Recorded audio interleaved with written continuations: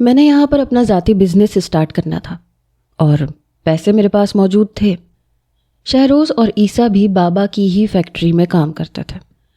آج کل میں اپنے بزنس کے لیے ہی بھاگ دوڑ کر رہا تھا۔ رات کو دیر سے ہی گھر آتا تھا، کبھی کبھی تو مجھے 11 اور 12 بج جاتے۔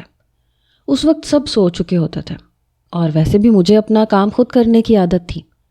کھانا بنا ہوا ہوتا تھا، میں گھر جا کے اپنے لیے کھانا گرم کر کے کھا سکتا تھا۔ لیکن نور بانو میرے لیے جاگ رہی ہوتی تھی، نیند سے چور آنکھیں ہوتی لیکن بیٹھی ہوئی ہوتی تھی۔ 1-2 دن تو میں نے اسے کچھ نہیں کہا۔ میں گھر جاتا، وہ کھانا گرم کر کے دیتی، میں کھا لیتا۔ کھانے کے دوران باتیں بھی کرتا رہتا، پھر جا کے سو جاتا۔ تیسرے دن میں نے دیکھا کہ وہ بے تحاشا نیند میں تھی۔ مین گیٹ کی چابی میرے پاس ہوتی تھی۔ میں اندر آیا، اپنے کمرے میں گیا، منہ ہاتھ دھویا، پھر جیسے ہی کچن میں آیا تو وہ کچن میں رکھے گول میز پہ ہاتھوں کا تکیہ بنائے سو رہی تھی۔ میں نے اسے یوں سوتے ہوئے دیکھا تو اسے ہلا دیا۔ وہ چونک کے اٹھی، پھر مجھے دیکھ کے کہنے لگی، آپ آ گئے؟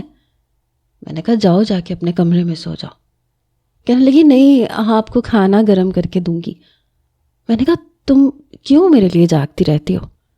وہ کہنے لگی لو یہ کیا بات ہے، آپ کے لیے نہیں جاگوں گی تو پھر کس کے لیے جاگوں گی؟ میں آپ کو کھانا گرم کر کے دیتی ہوں۔ میں نے کہا نور بانو، میں کھانا خود گرم کر کے کھا سکتا ہوں، تم نے صبح کالج جانا ہوتا ہے، جاؤ جا کے آرام کرو، اور کل سے میرے لیے جاگنے کی تمہیں کوئی ضرورت نہیں ہے۔ وہ کہنے لگی ابو موسیٰ، میں آپ کے لیے خود اپنی مرضی سے اور اپنی خوشی سے جاگتی ہوں، آپ کا کام کرنا مجھے اچھا لگتا ہے، بوجھ نہیں لگتا۔ میں نے کہا ہاں، لیکن مجھے برا لگتا ہے کہ میری چھوٹی سی کزن اپنی نیند برباد کر کے میرے لیے جاگ رہی ہے۔ چلو جاؤ، شاباش، جا کے سو جاؤ۔ لیکن اس نے مجھے کھانا گرم کر کے دیا۔ میں نے کہا ویسے تم بہت ڈھیٹ ہو، پہلا لقمہ لیتے ہوئے میں نے کہا۔ وہ کہنے لگی جی آپ جانتے ہیں میں اپنی مرضی کرنے کی عادی ہوں، تو پھر مجھے کیوں کہتے ہیں؟ میں نے کہا کہ اس لیے کیونکہ ہو سکتا ہے کہ 1 مہینے مجھے ایسے ہی دیر سے آنا پڑے۔ میں اٹلی میں بھی اپنا کھانا خود پکاتا بھی تھا، گرم بھی کر لیتا تھا، مجھے کوئی فرق نہیں پڑتا۔ تم یوں جاگو یا نہ جاگو، خام خواہ تم میری خاطر اپنی نیند برباد کر رہے ہو۔ وہ کہنے لگی مجھے تو فرق پڑتا ہے، میرے ہوتے ہوئے آپ کام کیوں کریں جب میں ہوں آپ کے سارے کام کرنے کے لیے؟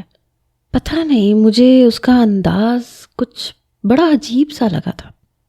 میرے ہاتھ میں لقمہ رکا تھا۔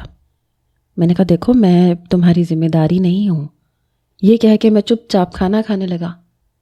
میں نے دیکھا وہ اپنی کوہنی ٹیبل پہ رکھ کے، اپنا پورا ہاتھ پہ اپنا پورا چہرہ رکھ کے ٹک ٹکی باندھے مجھے دیکھے جا رہی تھی۔ اس کا یوں مجھے دیکھنا مجھے نروس کر رہا تھا، پتہ نہیں کیوں۔ میں نے کہا ایسے کیا دیکھو گی، نظر لگاؤ گی کیا مجھے؟ میں نے مذاق میں بات ٹالی تھی، پھر ہنسنے لگی، پھر کہنے لگی ہاں میری نظر آپ کو لگ سکتی ہے۔ میں مسکرانے لگا، پھر کہنے لگی آپ کی مسکراہٹ بہت اچھی ہے، آپ مسکراتے ہیں تو آپ کا چہرہ اور بھی زیادہ پیارا لگتا ہے۔ اس کا یوں تعریف کرنا مجھے کچھ گڑبڑا کے رکھ گیا تھا۔ میں نے موضوع بدلا، میں نے کہا کھانا بہت مزے کا بنا ہے۔ کہنے لگی میں نے بنایا تھا آپ کے لیے، اچھا تو لگنا ہی تھا۔ اپنے دونوں ابرو چڑھا کر اتراتے ہوئے بتا رہی تھی۔ میں نے کہا کیوں، باورچن کی خالہ نے چھٹی کروا دی ہے کیا؟ کہنے لگی نہیں، باورچن بناتی ہے، باقی سب کے لیے باورچن ہی بناتی ہے، بس آپ کے لیے میں بناتی ہوں۔ اس کی باتیں، اس کا انداز مجھے کنفیوز کر رہا تھا۔ میں نے کھانا ختم کیا، اپنی پلیٹ خود دھوئی اور اس کے بعد کچن سے باہر آ گیا۔ میرا دماغ آج بڑا الجھا سا تھا۔ اس لڑکی کا رویہ میرے ساتھ عجیب و غریب سا ہوتا جا رہا تھا جو میری سمجھ سے باہر تھا۔ میں سونے کے لیے لیٹا لیکن نیند نہیں آ رہی تھی۔ میں سوچ رہا تھا کہ جلد از جلد میں اپنی فیکٹری میں بھی کام اسٹارٹ کرتا ہوں تاکہ جلد از جلد زینب کا رشتہ مانگ سکوں اور اسے اپنا بنا سکوں۔ یوں تو خالہ جانتی تھی کہ میرے ارادے کیا ہیں، لیکن باقاعدہ طور پہ ابھی تک رشتہ مانگا نہیں گیا تھا۔ پھر منع کرنے پہ بھی نور بانو رات کو میرے لیے جاگتی رہتی تھی۔ بہرحال خدا خدا کر کے فیکٹری کا کام کمپلیٹ ہوا۔ باقاعدہ طور پر میں نے کام شروع کر دیا تھا۔ ساتھ ہی میں نے اپنی والدہ سے کہا کہ وہ خالہ سے رشتہ مانگیں۔ میری والدہ شاید اسی انتظار میں تھیں۔ سب گھر کے بڑے ہی میرے لیے رشتہ مانگنے گئے تھے، جو منظور بھی ہو چکا تھا۔ آتے ہوئے عیسیٰ مٹھائی کا ڈبہ لے کے آیا اور سب سے پہلے گلاب جامن اس نے میرے منہ میں ڈالا۔ وہ کہنے لگا مبارک ہو، آخر آپ کی محبت آفیشیلی طور پر آپ کے نام لگ چکی ہے۔ میرے چہرے پہ ایک دل فریب مسکراہٹ تھی۔ اتفاق تھا کہ اس وقت نور بانو میرے پاس ہی بیٹھی ہوئی تھی۔ وہ اپنی اوٹ پٹانگ باتیں کر رہی تھی۔ وہ شاید اس بات سے نا واقف تھی کہ چچا چچی اور میرے والدین زینب کے لیے میرا رشتہ مانگنے کے لیے گئے ہیں۔ اگلا گلاب جامن عیسیٰ نے نور بانو کی طرف بڑھایا۔ وہ کہنے لگا منہ کھولو، آج تو میں تمہیں اپنے ہاتھ سے مٹھائی کھلاؤں گا، کیا یاد کرو گی تم؟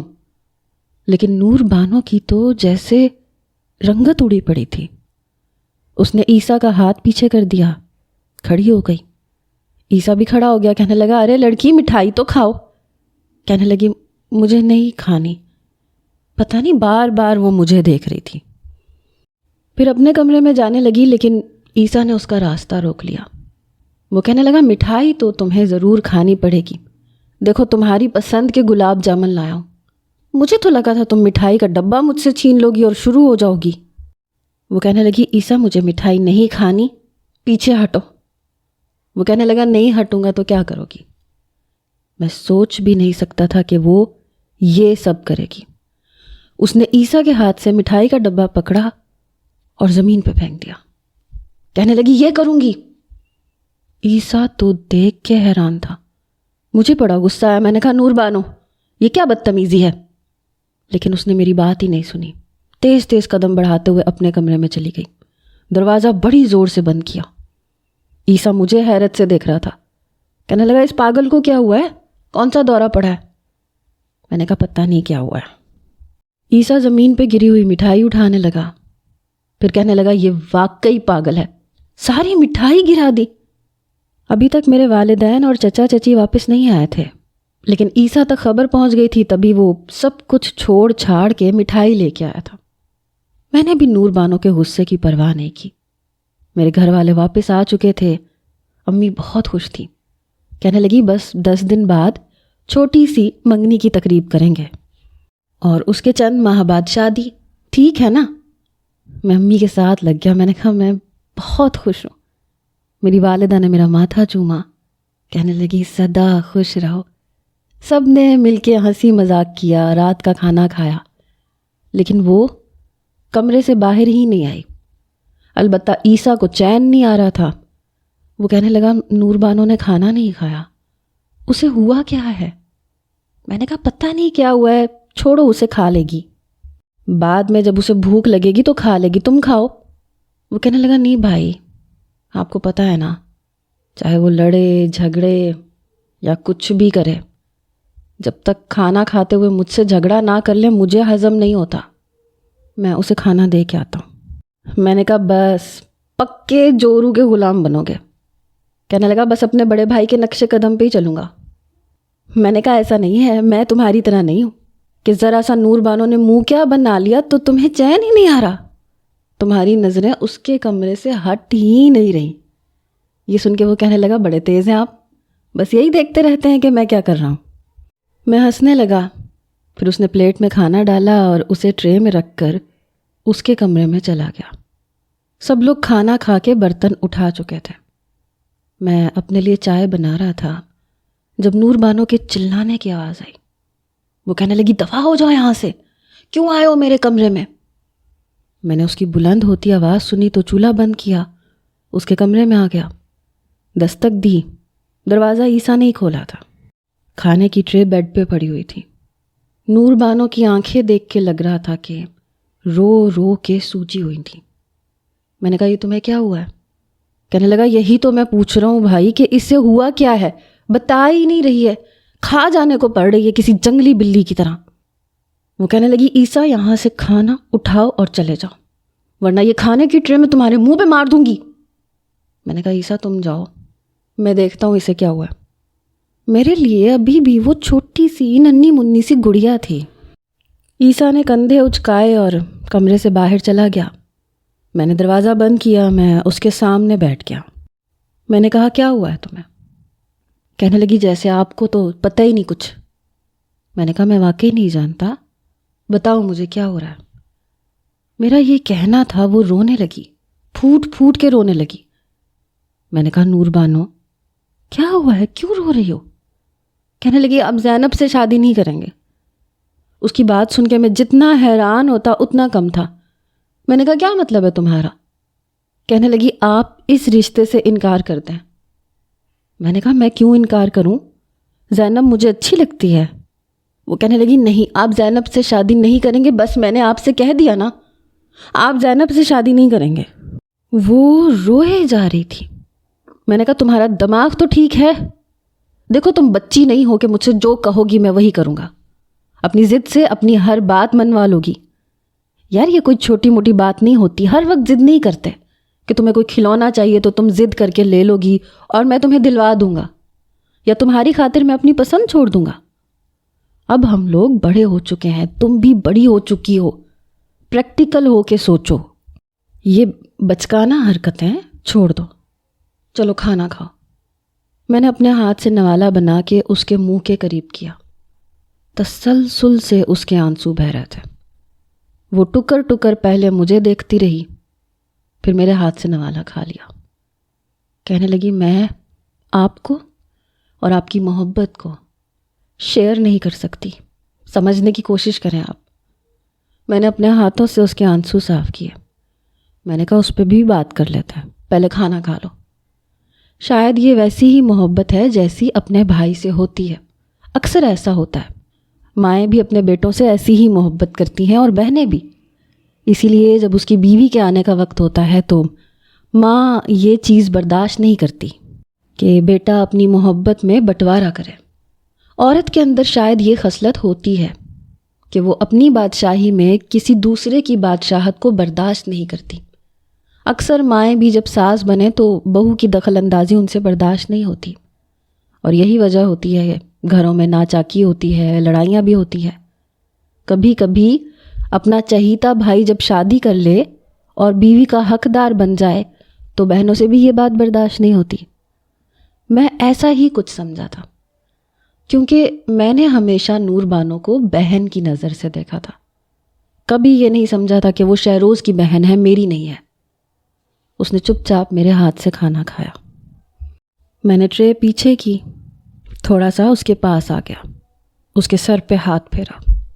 میں نے کہا دیکھو میری بات کو سمجھو، تم جانتی ہو نا زینب کی عادت کو۔ اس نے اس بات میں سر ہلایا۔ میں نے کہا وہ تمہارے ساتھ کبھی بھی دوسری بھابھیوں والا سلوک نہیں کرے گی، یہ میرا تم سے وعدہ ہے۔ تمہاری اہمیت اپنی جگہ ویسی کی ویسی برقرار رہے گی۔ یہ سن کے وہ کہنے لگی بھابھی، وہ کہنے لگی ابو موسیٰ میں آپ سے محبت کرتی ہوں، بچپن سے آپ سے محبت کرتی آئی ہوں، میں نے کبھی بھی آپ کو اپنا بھائی نہیں سمجھا۔ اس کی بات نے تو جیسے مجھ پہ بم پھوڑا تھا۔ میں نے بہت غصے سے اسے دیکھا۔ میں نے کہا دماغ چل گیا تمہارا؟ تم پاگل ہو گئی ہو؟ نہ تمہیں اندازہ ہے تم کیا کہہ رہی ہو مجھ سے؟ وہ کہنے لگی ہاں میں جانتی ہوں میں آپ سے کیا کہہ رہی ہوں۔ میں آپ سے یہ کہہ رہی ہوں کہ میں آپ سے محبت کرتی ہوں۔ آپ زینب سے نہیں، مجھ سے شادی کریں گے۔ آپ کل بھی میرے تھے اور آپ آج بھی میرے ہیں، صرف اور صرف نور بانو کے ہیں۔ یہ سن کر میرا دل چاہا کہ ایک تھپڑ اس کے منہ پہ ماروں۔ پتہ نہیں اس لڑکی کے دماغ میں یہ خناس کیسے بھر گیا تھا، میری محبت کو کتنا غلط مطلب دیا تھا۔ بڑے ضبط سے میں نے اس کی یہ ساری بکواس سنی۔ میں نے غصے سے اسے تنبیہ کرتے ہوئے کہا آج تو کہہ دیا تم نے، آئندہ مت کہنا۔ یہ کہہ کے میں کھڑا ہو گیا۔ وہ بھی میرے مقابل میں کھڑی ہو چکی تھی۔ کہنے لگی آپ صرف میرے ہیں، میں آپ کو کسی اور کا ہونے نہیں دوں گی۔ اس کی آنکھوں میں ایک عجیب سی سرخی تھی۔ میں نے کہا میرا ایک تھپڑ تمہارے سارے دماغ کا سارا فطور نکال کے رکھ دے گا۔ میری یہ بات اچھے طریقے سے یاد رکھنا، مجھے کوئی بھی ایسا تماشا نہیں چاہیے جس سے چچا اور ابا میں اختلاف بڑھے یا تمہاری وجہ سے ہمارے دونوں خاندانوں میں لڑائی جھگڑا ہو۔ مجھے کل بھی زینب سے محبت تھی، آج بھی میں اسی سے محبت کرتا ہوں اور میری بیوی بھی وہی بنے گی۔ بات رہی تمہاری، تو تم بچپن سے عیسیٰ کے ساتھ منسوب ہو۔ میرا یہ کہنا تھا، وہ مجھے حیرت سے دیکھنے لگی، لیکن میں اس کے کمرے میں رکا نہیں تھا، میں باہر آ گیا۔ یہ لڑکی کتنی ضدی تھی یہ میں اچھے طریقے سے جانتا تھا، اسی لیے اگلے روز کھانے کی ٹیبل پہ نور بانو آج بھی موجود نہیں تھی، شاید اپنا روگ منا رہی تھی۔ چچا نے چچی سے پوچھا بھی کہ نور بانو کہاں ہے، کھانا نہیں کھائے گی کیا؟ تو وہ کہنے لگی پتہ نہیں، کہہ رہی ہے سر میں درد ہے، دودھ پی کے سو گئی ہے۔ میں نے چچا سے کہا، میں نے کہا 10 دن بعد میری منگنی ہے، میں چاہتا ہوں کہ آپ بھی اپنا بچپن کا کیا ہوا وعدہ پورا کریں۔ چچا کہنے لگے وہ کون سا؟ میرے والد اور والدہ بھی مجھے دیکھنے لگے۔ میں نے کہا آپ ہی نے کہا تھا نا کہ نور بانو عیسیٰ کی امانت ہے۔ چچا مسکرانے لگے، پھر کہنے لگے ہاں لیکن ابھی تو وہ انٹر میں پڑھ رہی ہے۔ میں نے کہا ہاں پڑھ رہی ہے لیکن ٹھیک ہے، منگنی تو ہو ہی سکتی ہے۔ میں نے عیسیٰ کو دیکھا تو مسکرائے جا رہا تھا۔ وہ کہنے لگے ہاں منگنی میں تو کوئی مذائقہ نہیں ہے۔ میری والدہ کہنے لگی چلو یہ تو اچھا ہو جائے گا، زینب کے ساتھ ہم اپنی نور بانو کو بھی بٹھا دیں گے، دونوں کی منگنیاں ہو جائیں گی۔ سب بڑے اس فیصلے پہ بہت خوش تھے، سب سے زیادہ خوش عیسیٰ تھا۔ میں جیسے ہی اپنے کمرے میں گیا تو عیسیٰ میرے کمرے میں آ گیا، کہنے لگا واہ آپ نے بڑے بھائی ہونے کا حق ادا کر دیا۔ وہ بہت خوش تھا، کہنے لگا ٹھیک ہے نا بھائی، ایک بار اس چڑیل کے ہاتھ میں نا میری منگنی کی انگوٹھی ڈالنے دے، پھر اسے سیدھا کروں گا۔ میں نے کہا بہتر ہے کہ اس کے نخرے اٹھانے کے بجائے اسے سیدھا کرو، اسے سیدھا ہونے کی ضرورت بھی ہے۔ لیکن شاید وہ میری بات سمجھ نہیں پا رہا تھا۔ وہ کہنے لگا یہ آپ مجھ پہ چھوڑ دیں، میں اسے بالکل تیر کی طرح سیدھا کر دوں گا۔ پھر کہنے لگا بھائی ہم منگنیوں پہ ایک جیسا سوٹ سلوائیں گے، سیم لگیں گے۔ میں نے کہا ہاں ٹھیک ہے، میری ساری شاپنگ تم کرنا۔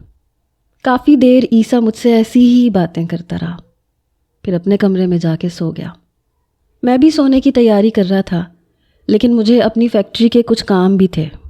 میں لیپ ٹاپ کھول کے بیٹھ گیا، پتہ ہی نہیں چلا 2 گھنٹے گزر چکے تھے، رات کا 1 بج چکا تھا۔ جب میں نے چشمہ اتار کے سائڈ ٹیبل پہ رکھا، لیپ ٹاپ بند کیا، اسے بھی سائڈ ٹیبل پہ رکھ دیا، اپنا تکیہ درست کر کے جیسے ہی میں لیٹنے لگا، میرے کمرے کے دروازے پہ دستک ہوئی۔ میں نے کہا کون ہے؟ لیکن کوئی بولا نہیں تھا۔ میں اٹھ کے کھڑا ہو گیا، جیسے ہی کمرے کا دروازہ کھولا تو سامنے نور بانو کھڑی تھی۔ وہ بڑے غصے میں تھی۔ میں دروازے کے سامنے ہی کھڑا رہا۔ میں نے کہا ہاں بولو کیا کام ہے؟ رات کے اس پہر میرے کمرے میں کیوں آئی ہو؟ وہ کہنے لگی اس لیے کہ مجھے آپ سے بات کرنی ہے۔ میں نے کہا بات کرنے کے لیے دن کا وقت ہوتا ہے، رات کا نہیں، چلو جاؤ اپنے کمرے میں۔ وہ کہنے لگی مجھے اسی وقت بات کرنی ہے، مطلب مجھے اسی وقت بات کرنی ہے، پیچھے ہٹیں گے یا میں یہیں شروع ہو جاؤں؟ پھر یہ مت کہیے گا کہ تماشا لگا دیا۔ اس کا لہجہ کافی بلند تھا۔ میں پیچھے ہٹ گیا، وہ اندر آ گئی۔ اندر آتے ہی اس نے دروازہ بند کر دیا۔ کہنے لگی آپ کون ہوتے ہیں میرا فیصلہ کرنے والے؟ مجھے نہیں کرنی عیسیٰ سے منگنی۔ میں نے کہا تم انکار کا حق رکھتی ہو، چچا سے جا کے کر دو انکار۔ لیکن کیا ہوگا؟ تمہارا عیسیٰ سے رشتہ ٹوٹ جائے گا، لیکن میرا رشتہ زینب سے نہیں ٹوٹے گا۔ میں اسی سے شادی کروں گا اور یہ میرا آخری فیصلہ ہے۔ میں خود بھی یہی چاہتا تھا کہ یا تو وہ عیسیٰ کے ساتھ منگنی کر لے یا رشتہ توڑ دے، تاکہ میرا بھائی اس کی محبت میں گرفتار نہ رہے، وہ ایک طرف ہو جائے، یا آر یا پار۔ وہ کہنے لگی آپ اچھا نہیں کر رہے، آپ میرے ساتھ اچھا نہیں کر رہے، آپ مجھے جانتے بھی نہیں ہیں۔ اگر آپ کو یہ لگتا ہے کہ ایسا کرنے سے آپ مجھے خود سے دور کر سکتے ہیں تو یہ آپ کی بھول ہے۔ میں نے کمرے کا دروازہ کھولا، میں نے کہا چلو شاباش باہر نکلو۔ کچھ دیر مجھے دیکھنے کے بعد وہ میرے کمرے سے باہر جا چکی تھی۔ حیرت مجھے اس بات پہ ہوئی کہ اس نے انکار نہیں کیا تھا، بلکہ چپ سی ہو گئی تھی۔ 10 دن بھی ایسے ہی گزر گئے تیاریوں میں۔ ایک ہی ہال بک کروایا گیا تھا۔ زینب کے ساتھ نور بانو بھی تیار ہو کے بیٹھی تھی، لیکن بالکل چپ تھی، زینب کی طرح مسکرا نہیں رہی تھی۔ کچھ ہی دیر میں زینب کے ساتھ بیٹھ چکا تھا اور عیسیٰ نور بانو کے ساتھ۔ میری والدہ پتہ نہیں کیا ڈھونڈے جا رہی تھیں، کافی پریشان لگ رہی تھیں۔ میرے والد کہنے لگے کیا ہو گیا تمہیں، کیا ڈھونڈ رہی ہو؟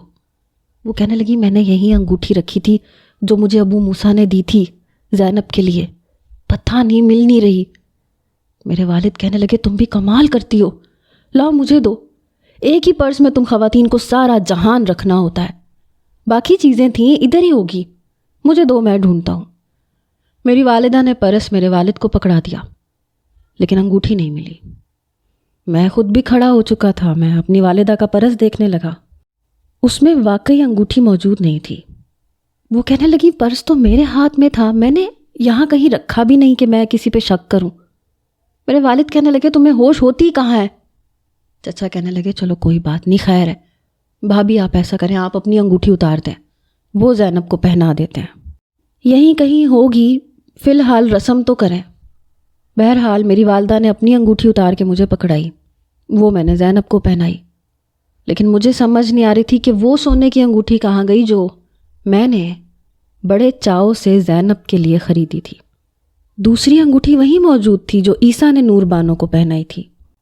بہرحال میرا دل بجھ کے رہ گیا تھا، پتہ نہیں انگوٹھی کہاں چلی گئی تھی۔ وہ انگوٹھی کافی قیمتی تھی، 3 ماہ بعد کی تاریخ میری شادی کے لیے رکھی جا چکی تھی۔ نور بانو نے بات چیت بالکل ختم کر دی تھی اور میں بھی یہی چاہتا تھا۔ اب تو جہاں میں اسے نظر آتا وہ فوراً سے مجھے دیکھتے ہی اپنے کمرے میں چلی جاتی۔ میری والدہ آج کل شادی کی تیاریوں میں لگی ہوئی تھیں، وہ بہت مصروف تھیں، میں بھی کافی مصروف اور الجھا ہوا تھا۔ ایک طرف نیا کام کاروبار، دوسری طرف شادی۔ دھیرے دھیرے یہ وقت بھی گزر گیا، میری شادی کے دن بھی قریب آ چکے تھے۔ میرے خالو نے مہندی کی رسم ایک ساتھ کرنے سے انکار کر دیا تھا۔ وہ کہنے لگے کہ زینب نکاح سے پہلے کسی بھی رسم میں شامل نہیں ہوگی، یہ گھر پہ ہی رہے گی۔ میری والدہ کہنے لگیں کہ میرا تو پہلا بیٹا ہے، ہم لوگ مہندی دھوم دھام سے کریں گے۔ بہرحال مہندی پہ سب لوگ شامل تھے سوائے زینب کے، وہ گھر پہ اکیلی تھی۔ میں نے دیکھا مہندی پہ نور بانو بہت خوش تھی، بڑی چہک رہی تھی، تیار بھی ہوئی تھی۔ جب مٹھائی کھلانے اور مہندی لگانے کی باری آئی تو عیسیٰ کے ساتھ ہی میرے پاس آئی تھی۔ ایک طرف عیسیٰ بیٹھ گیا، دوسری طرف وہ، پھر مہندی لے کر اس نے میرے ہاتھ پہ رکھے نوٹ کے بجائے میرے ہاتھ پہ لگا دی۔ کہنے لگی میرے ہاتھ کی لگائی ہوئی مہندی کا رنگ آپ کی ہتھیلی پہ آنا چاہیے تاکہ آپ کو آپ کی شادی یاد رہے۔ جب تک یہ مہندی کا نشان آپ کی ہتھیلی پہ رہے گا آپ کو یاد رہے گا کہ یہ مہندی کس کی تھی۔ جی تو چاہا اس کو ایسا جواب دوں کہ یاد رکھے، لیکن عیسیٰ میرے برابر میں بیٹھا تھا، اس نے بھی میرے ہاتھ پہ مہندی لگائی، پھر اپنے ہاتھ سے مجھے مٹھائی کھلائی۔ نور بانو نے جب میرے منہ کے قریب گلاب جامن کیا تو میں نے بس تھوڑا سا کھایا تھا، باقی اس نے اپنے منہ میں ڈال لیا۔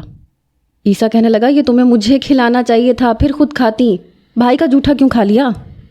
وہ کہنے لگی کیونکہ ابو موسیٰ کے جوٹھے پہ صرف نور بانو کا حق ہے، بچپن سے میں ہی کھاتی آ رہی ہوں اور جب تک میں زندہ ہوں میں ہی کھاؤں گی، تمہیں جیلسی ہو رہی ہے تو ہوتی رہے۔ عیسیٰ ہنسنے لگا، کہنے لگا میں بھلا کیوں اپنے بھائی سے جلنے لگا؟ پھر کہنے لگا یہ تمہارا بھائی کدھر ہے، نظر کیوں نہیں آ رہا؟ پہلے تو بڑے بھنگرے ڈال رہا تھا۔ وہ کہنے لگی پتہ نہیں کہاں ہے، میں بھی ڈھونڈ رہی ہوں، نظر ہی نہیں آ رہا۔ پھر وہ دونوں میرے پاس سے اٹھ کے چلے گئے۔ مہندی کا فنکشن بھی اپنے اختتام کو پہنچ گیا۔ اگلے روز شادی تھی اور افراتفری مچی ہوئی تھی۔ مہندی پہ تو میں نے شیو نہیں کی تھی، لیکن اب میں شیو کروانے کے لیے جانے لگا تو میرے کمرے میں شہروز آ گیا۔ وہ پریشان تھا، لیکن میں اس وقت کافی جلدی میں تھا۔ کہنے لگا مجھے تم سے بات کرنی ہے۔ میں نے کہا یار ابھی تو بالکل وقت نہیں ہے، ٹائم دیکھو کیا ہو گیا، 12 بج گئے اور 7 بجے بارات لے کے جانا ہے، میں تم سے بعد میں بات کرتا ہوں۔ وہ کہنے لگا دیکھو میری بات سن لو۔ میں نے کہا شہروز پلیز وقت نہیں ہے۔ پھر چچا نے بھی آواز دے دی۔ وہ کہنے لگے ابو موسیٰ جلدی کرو بہت کام ہے۔ میں نے کہا سن لیا۔ پھر وہ شہروز کو بھی پکارنے لگے۔ میں شیو کروانے چلا گیا، اپنے بالوں کا ہیئر اسٹائل بھی بنوایا۔ مجھے 2-3 گھنٹے لگ چکے تھے۔ جب میں واپس آیا تو شہروز گھر پہ نہیں تھا، کسی کام سے باہر گیا تھا، اور پھر تو جیسے وقت ہی نہیں ملا۔ جب ہم لوگ خالہ کے گھر پہنچے تو خوب ڈھول اور باجے بجائے گئے۔ بارات کا استقبال بھی بہت اچھے طریقے سے کیا گیا۔ خالہ نے اپنے گھر کے بڑے سے صحن میں سارا انتظام کیا تھا۔ میں سامنے بنے اسٹیج پہ بیٹھ چکا تھا۔ اتفاق تھا کہ شہروز میرے برابر میں ہی بیٹھا تھا۔ ابھی تک لڑکے بھنگڑے ڈالنے میں مصروف تھے۔ میں نے کہا تم کچھ کہنا چاہتے تھے؟ کیا کہنا چاہتے تھے؟ وہ کہنے لگا نہیں کچھ نہیں۔ میں نے نوٹ کیا وہ کافی چپ چپ سا تھا۔ وہ گرم جوشی نہیں دکھا رہا تھا جو اسے دکھانی چاہیے تھی۔ بہرحال مولانا صاحب بھی آ گئے۔ میرے والد کہنے لگے کہ چلو بھائی اب یہ ناچ گانا بند کرو، نکاح ہونے والا ہے۔ مولانا صاحب نے کچھ کاغذی کارروائی کی، پھر زینب کے پاس چلے گئے۔ وہاں سے ایجاب و قبول کروا کے سائن کروا کے واپس آئے۔ اس سے پہلے کہ میری طرف سے ایجاب و قبول ہوتا، عیسیٰ بھاگتے ہوئے مجھ تک پہنچا۔ کہنے لگا بھائی 1 منٹ رکیں۔ میں نے کہا عیسیٰ تمہارا دماغ تو ٹھیک ہے نا؟ کہنے لگا میری بات سنیں، مجھے آپ سے بات کرنی ہے۔ اس کے ہاتھ میں ایک اینولپ تھا۔ میں نے کہا اس وقت بات کرنی ہے؟ تم بعد میں بات کر لینا۔ وہ کہنے لگا بعد میں بات نہیں کر سکتا۔ اس نے وہ اینولپ میری طرف بڑھا دیا، کہنے لگا یہ دیکھ لیں۔ جیسے ہی میں نے وہ کھولا میرے ہوش اڑ کے رہ گئے تھے۔ اس کے اندر چند تصاویر تھی میری۔ میرے ایک طرف مولانا صاحب تھے، دوسری طرف میرے والد بیٹھے تھے، اور وہ تصویریں دیکھ چکے تھے۔ میں ایک دم کھڑا ہو گیا، میرا دماغ چکرا کے رہ گیا۔ میرے والد صاحب نے وہ تصویریں پکڑ لیں۔ ان کے برابر میں ہی چچا تھے، پھر انہوں نے پکڑ لیں۔ چچا کا تو فشار خون بڑھ گیا۔ انہوں نے چلا کے شہروز کو بلایا جو سامنے کھڑا تھا۔ اس کے چہرے کی رنگت اڑی پڑی تھی، کیونکہ چچا نے بڑے غصے سے اسے پکارا تھا، اور مجھے لگا جیسے میں زمین کے اندر دھنس چکا ہوں۔ شہروز جیسے ہی چچا کے پاس آیا، انہوں نے ایک زوردار تھپڑ اس کے منہ پہ مارا۔ وہ کہنے لگے یہ کیا ہے؟ تصاویر دیکھ کے اس کی اپنی رنگت بھی پھیکی پڑی۔ وہ کہنے لگا ابا وہ میں زینب سے یہ کہنا تھا کہ میرے چچا نے اسے بولنے کا موقع ہی نہیں دیا۔ پھر سے ایک زوردار تھپڑ اس کے منہ پہ مارا اور مارتے رہے۔ وہ کہنے لگا میری بات تو سنیں۔ اس کے ناک سے، اس کے ہونٹوں سے خون بہنے لگا۔ چچا نے بہت مارا۔ اس کی حالت بگڑ چکی تھی، کیونکہ تصاویر آہستہ آہستہ سب دیکھ چکے تھے، یہاں تک کہ میرے خالو بھی۔ بات خواتین تک بھی پہنچ چکی تھی۔ ایک تماشا سا لگ چکا تھا۔ میں نے اپنے گلے میں پہنا پھولوں کا ہار کھینچ کے توڑا اور زمین پہ پھینک دیا، اور تیز قدم بڑھاتا ہوا وہاں سے باہر نکل چکا تھا۔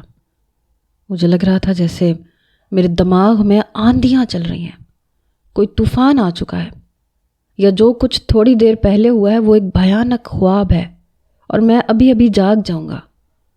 یہ سچ نہیں ہو سکتا، یہ سچ ہو ہی نہیں سکتا۔ میری آنکھوں سے آنسو بہہ رہے تھے۔ میں نہیں جانتا تھا میں کہاں جا رہا ہوں، بس میرے قدم آگے کی جانب بڑھتے چلے جا رہے تھے۔ میں نے ٹوٹ کے زینب سے محبت کی تھی، اسے چاہا تھا، لیکن آج مجھے اسی لڑکی سے گھن محسوس ہو رہی تھی۔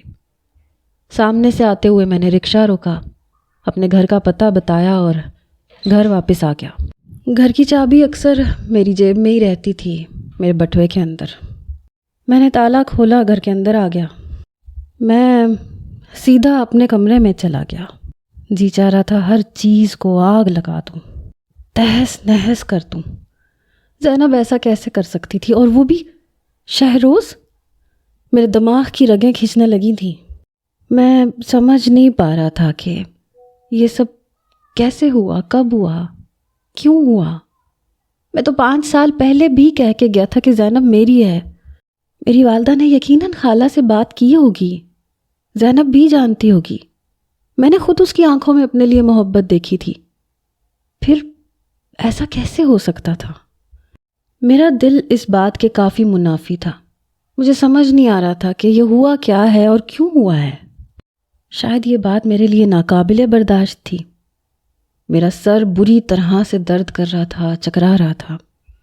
مجھے نہیں پتہ چلا کہ کب میں ہوش کی دنیا سے غافل ہو چکا تھا، بے ہوش ہو چکا تھا۔ لیکن جب مجھے ہوش آیا تو میری دنیا مکمل طور پہ اجڑ چکی تھی، کیونکہ